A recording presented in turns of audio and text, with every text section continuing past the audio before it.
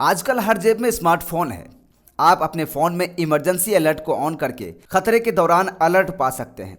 अगर किसी ने इमरजेंसी अलर्ट अपने फ़ोन में ऑन किया है तो वह दूसरे को भी खतरे से आगाह कर सकता है।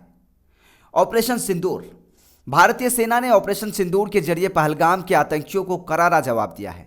पाकिस्तान में घुसकर आतंकियों को वो सबक सिखाया गया है जो उनकी पीढ़ियां याद रखेंगे।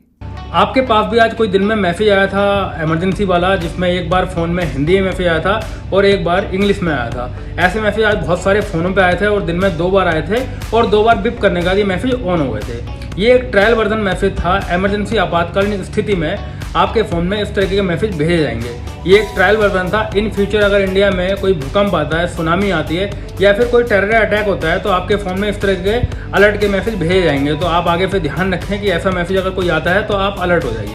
आजकल हर जेब में स्मार्टफोन है। आप अपने फ़ोन में इमरजेंसी अलर्ट यानी SOS को ऑन करके खतरे के दौरान अलर्ट पा सकते हैं। अगर किसी ने इमरजेंसी अलर्ट अपने फ़ोन में ऑन किया है तो वह दूसरों को भी खतरे से आगाह कर सकता है। इमरजेंसी अलर्ट को एंड्रॉयड और आईफोन दोनों में ऑन किया जा सकता है। हम आपको इसका तरीका बता रहे हैं। सबसे पहले आप अपने एंड्रॉयड स्मार्टफोन की सेटिंग पर जाएं। उसके बाद नीचे की तरफ जाने पर सेफ्टी एंड इमरजेंसी का विकल्प मिलेगा, उस पर क्लिक करें। उसके बाद सबसे नीचे की तरफ वायरलेस इमरजेंसी अलर्ट का विकल्प आएगा, उस पर क्लिक करें। आपको वायरलेस इमरजेंसी अलर्ट को अलाउ यानी कि ऑन कर देना है। नीचे दिए गए ऑप्शंस भी इनेबल करने हैं। इसके बाद एंड्रॉयड फ़ोन में इमरजेंसी अलर्ट ऑन हो जाएगा। नोटिफिकेशन का ऑप्शन भी आएगा, उस पर आप क्लिक करें और इसके बाद सबसे नीचे तक स्क्रॉल करने पर गवर्नमेंट अलर्ट का ऑप्शन मिलेगा। उसमें टेस्ट अलर्ट का विकल्प होगा। टेस्ट अलर्ट को ऑन कर देना है। ऐसा करते ही इमरजेंसी अलर्ट ऑन हो जाएगा।